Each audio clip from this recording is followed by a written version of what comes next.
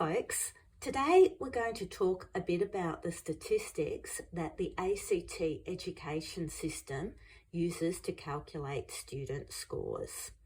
Now this is the BSSS, so the Board of Senior Secondary Studies, which is the organisation in charge of monitoring and calculating student scores in the ACT. Now, the system they use is very much statistically based. So we'll start off by just looking at some definitions.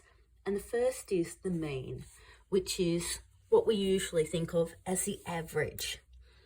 So to calculate the mean, you add up all the scores of the individuals in the group and then divide it by the number of individuals. So we've got the world's tiniest class for 3 kids. They have a score of 5 out of 10, 6 out of 10, 7 out of 10. The mean is that 5 plus 6 plus 7 divided by 3 because there are 3 students in the class. Now, the mean tells us a bit of information about the scores.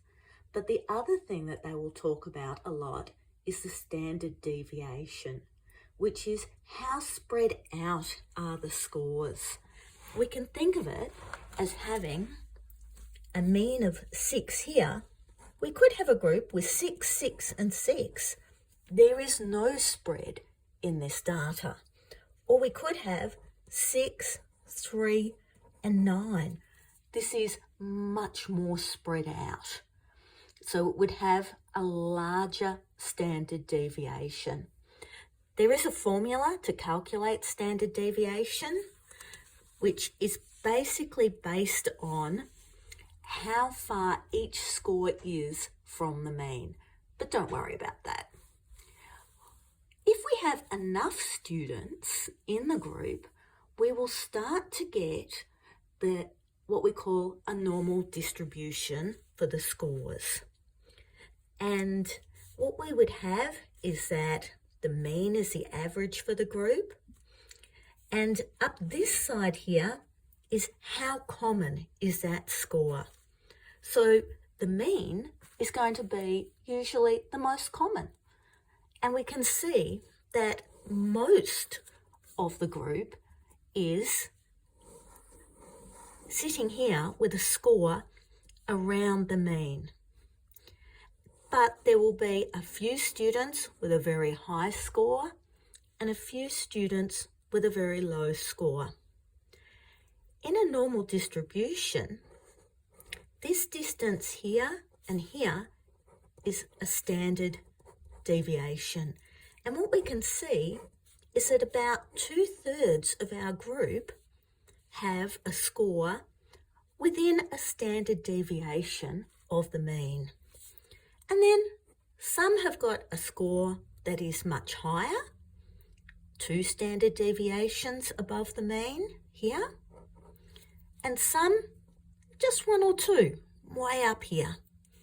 And we've got the same going the other way. We've got a few students who are 2 standard deviations below the mean, and then some poor little kiddos down here who are way below. The term that they will use when talking about an individual student is a Z-score. And the Z-score is how many standard deviations they are from the mean.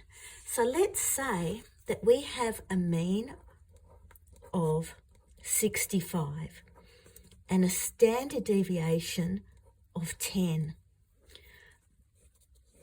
A student with a Z-score of 0, they have exactly the mean.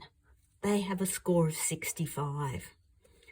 A student with a Z-score of 1, they are going to be 65 plus 10. They're going to have 75 as their score. If we had a student who had a score of 85, well, that would mean their Z-score is going to be 2. They are 2 standard deviations above the mean. And the same thing is going to happen for the students below the mean. Remember that 50% of students are going to be at or below the mean by definition. So if we have a student with a score of 55, their Z score is going to be 1. They are 1 standard deviation below the mean. Thank you. More to follow.